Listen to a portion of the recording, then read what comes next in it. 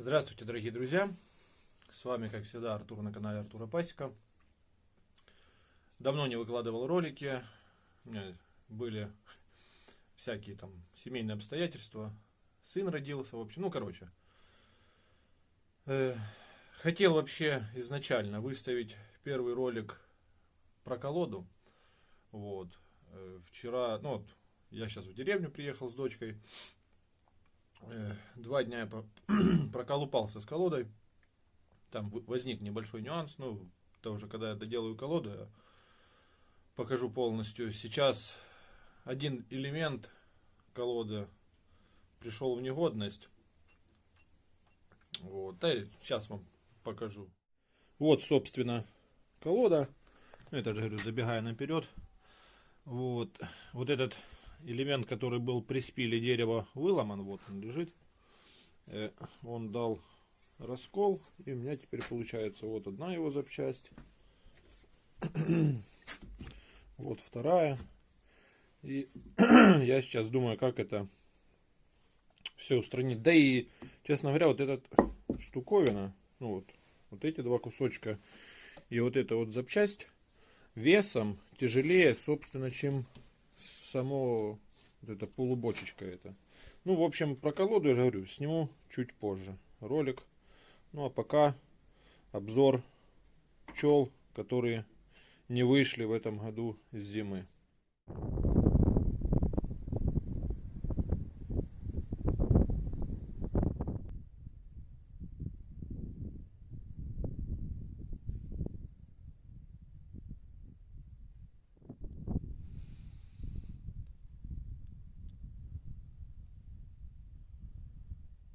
Что ж, друзья, у нас уже, как видите, снег сошел, но еще не полностью. Есть еще места, где снега вполне еще много.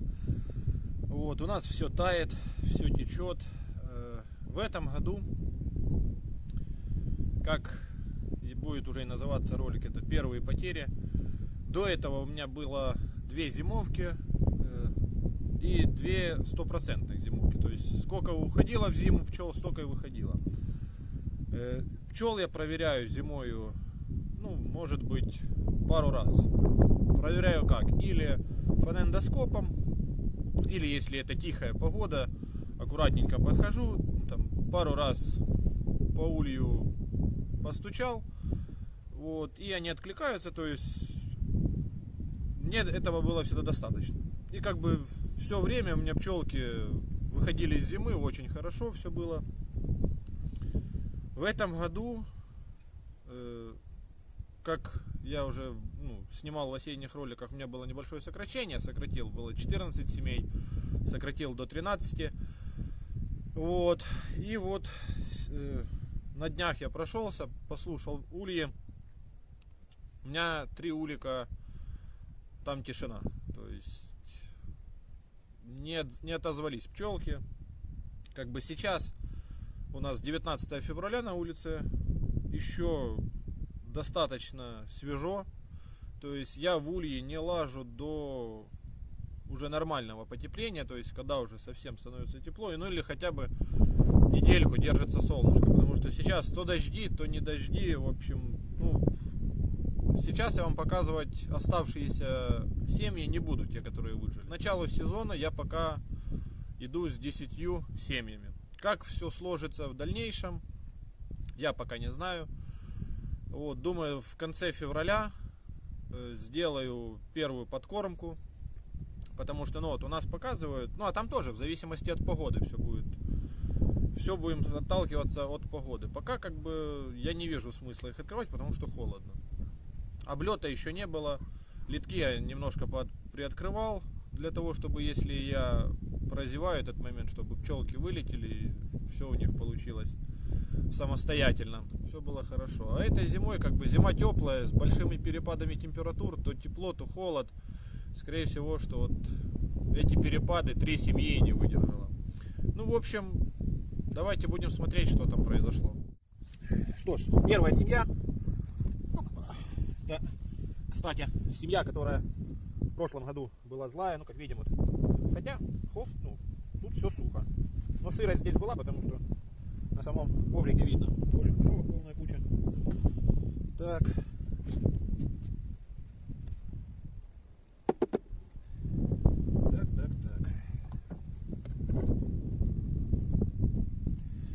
Следы поноса. Вот. Дощечки надо будет потом обработать. Не знаю, вот, ребята, честно, у меня первый раз такая ситуация. Я как бы начинал же пасеку тоже не с нового всего. Были у меня дощечки, которые, ну, были такие следы вот пчелиных какашечек, экскрементов, скажем так. Я их счищал и обжигал. Напишите, пожалуйста, мне в комментариях, достаточно ли будет такой дезинфекции. Вот. Здесь не очень. Ну, да. Пчелки, скажем так, обосрались. Так, ну что, посмотрим, что у нас внутри это. Ого. Вот. Рамочка с медом была достаточно еще тяжеленькая и чистенькая. Я бы не сказал, что на ней сильно много экскрементов пчелиных. Идем дальше. Ого. Здесь тоже чувствуется медок есть. В рамочках его уже нету.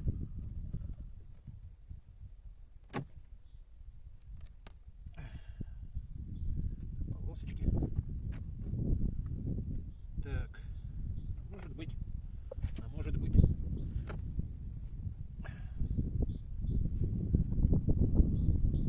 А может быть, они были от нехватки еды. Но хотя еды достаточно всегда было и закармливал по стандарту. Да. Скорее всего, что это мое упущение. О, вот они. Еды еще тут до весны хватило бы. Тут на рамочка медовая.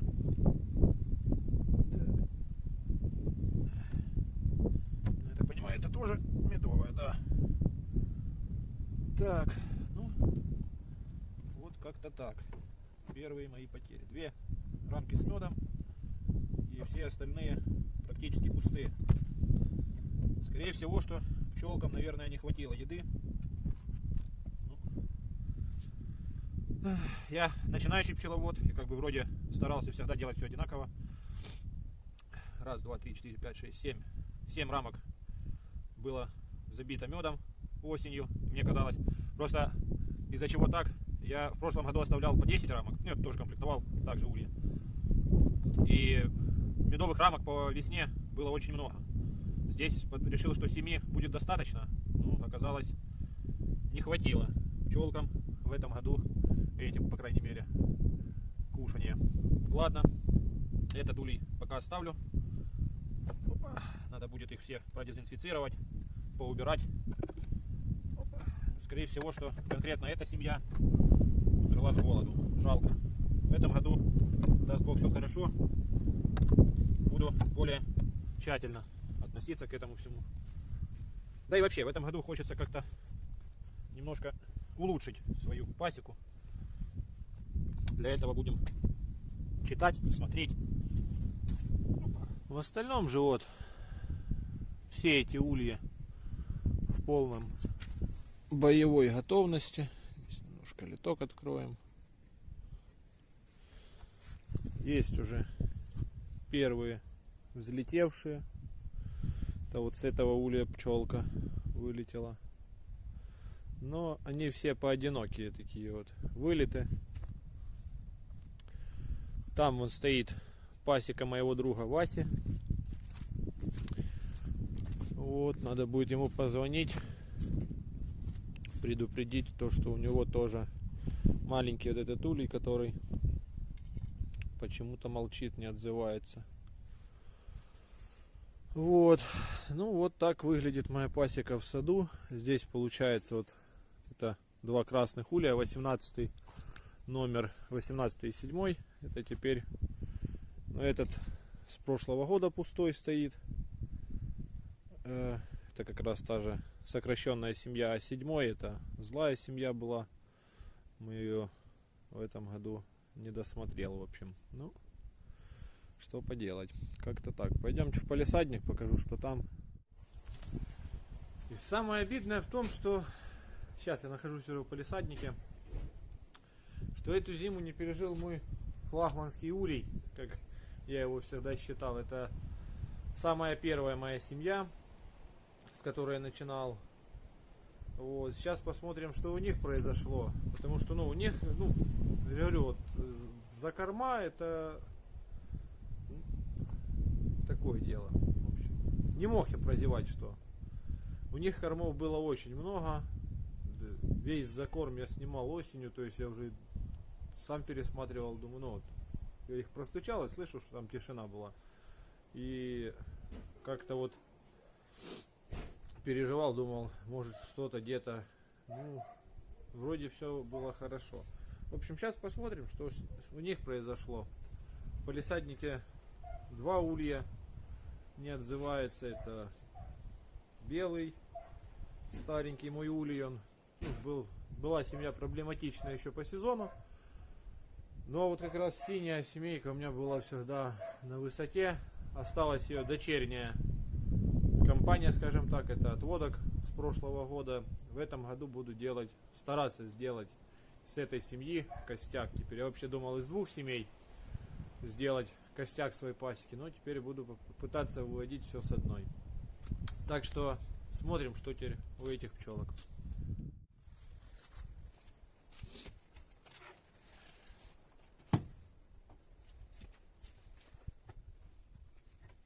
Здесь тоже все сухо.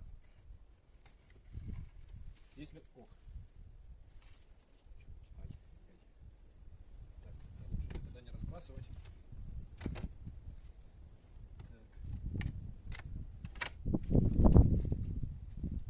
Холстики тоже сухие. Будем смотреть, что у нас с кормами. Здесь, конечно, следы того, что они обоносились, очень сильные. Сейчас вам покажу.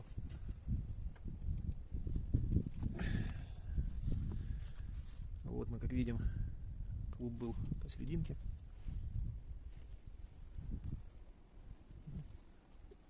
Точнее, вот он, клуб, вот пятачок. Честно говоря, здесь такое еще и тепло. Или просто кажется уже, наверное. Да ладно. Сейчас будем смотреть, что там дальше с рамками.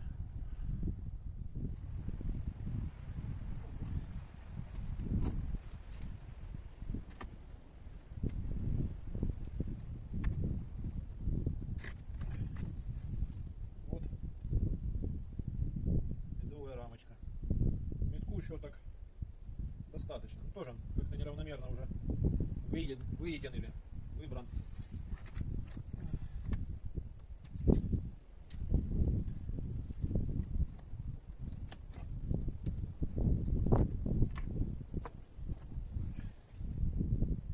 Здесь поверху есть еще медок. Вот. Следов того, что они обкакались, честно говоря, на самой рамке нету.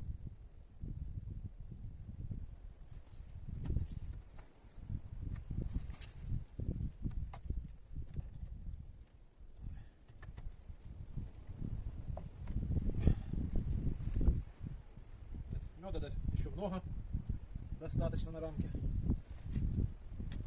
Скорее всего, что эти пчелки как раз погибли на ремы.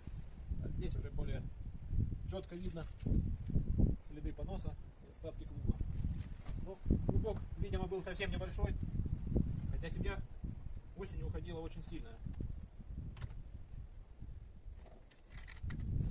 Вот эта рамка совсем обгаженная. Очень.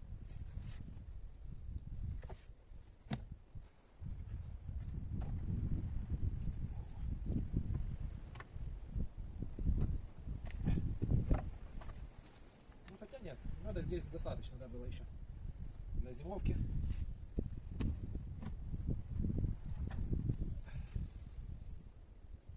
Ну, даже еще тоже рамка, кстати, достаточно хорошая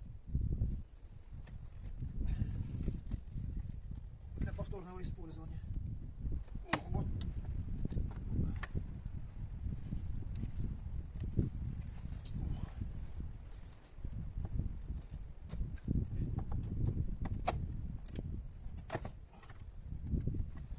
Здесь метку тоже достаточно, очень даже. весенний здесь. Здесь вот стоит отметка у меня, канцелярская кнопочка. И весь весенний мед, который был у пчел, отмечал канцелярскими кнопками. Как-то так тоже. Пока пусть стоит. Я его чуть позже уберу. В принципе, как бы в этом году я собирался переносить всю пасеку в сад.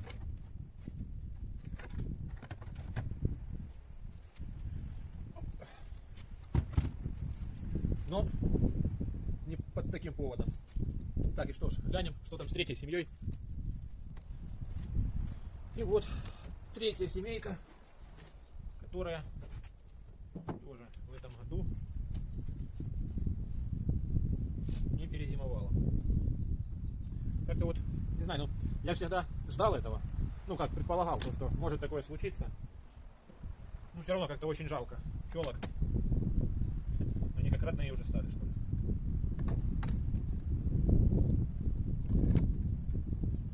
Ну, а здесь что-то вовсе не ясно. Раз, два, три, четыре, пять, шесть, семь, восемь, девять, 10. Семья зимовала на 10 рамках. Ну, следы поноса есть, но несущественные. Это не такое количество прям, чтобы сказать, страшное. Сейчас посмотрим, что внутри. Вот я беру первую рамку. Мед есть. Мед есть, особь пчелы. Даже непонятно, где клуб был. Здесь тоже рамочки. Небыток есть. Пчел нету. И следов поноса тоже немного.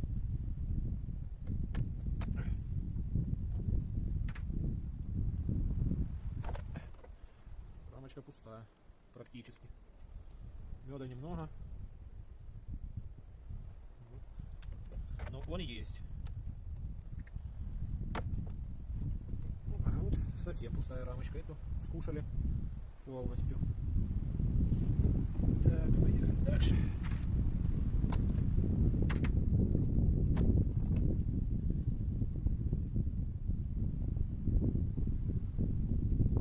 Тоже рамка пустая. Ну, я же говорю, и следов, так сказать, чтобы поноса на них практически, ну вот, ни с какого ракурса на ней нету следов. Не, вот есть небольшие. Раз, два, три пятнышка маленьких. Кстати, друзья пчеловоды, подскажите, пожалуйста, что лучше сделать с этими рамками. Вот тоже медовая рамка. Я как бы посмотрел уже пару роликов, смотрю, там их можно кварцевать, можно как-то их там перебирать, выбирать хорошие. Так, вот, тоже много меда, достаточно, по крайней мере. Ну и дальше рамки, я вам скажу, тут чистые все. Здесь меда много, а пчел мало. Ладно, не буду все перехватывать. Подытожим. Что ж, друзья, в конце ролика хочу вас спросить совета, что делать с оставшимися рамками, потому что, ну, я же говорю, у меня такая ситуация, это первый раз я с таким сталкиваюсь. Вот, как бы, ну, ролики я смотрел, но ролики это ж так, между прочим, то есть, увидела способ, кварцуют, под кварцевую лампу ставят рамки, обрабатывают так их, некоторые там обжигают остатки, некоторые просто выбирают самые, скажем так, необгаженные, чистят их и используют дальше. В общем, подскажите, что делать с рамками. Понятное дело, что скорее всего, что те, которые больше всего запоношены, уйдут в утил, то есть остатки воска с медом перетопится все это дело, а рамочки пойдут на костер. Вот. Ну а с остальными просто очень много рамок. Ульи я продезинфицирую, то есть это обжиг, помою их с угольком или с золой. Ну, в общем, пройдет дезинфекцию и как раз переместятся уже в сад. Что касательно будущих роликов, у меня сейчас, говорю, уже, слава богу, 2 деток, родился сын, Я сейчас с дочкой, мы везде шастаем вдвоем. Вот, пока сынок с женою. Вот. Поддержите, пожалуйста, мой канал лайком, советом, комментарием. Буду очень всем признателен. Вот. Ролики буду снимать дальше, но уже по мере возможности. То есть, как время будет, так с этим всем и будем заниматься. Ладно, всем большое спасибо за просмотр. Ставьте пальцы вверх или пальцы вниз, кому как удобно. Вот. До новых встреч. С вами был Артур на канале Артура Пасека. Пока-пока.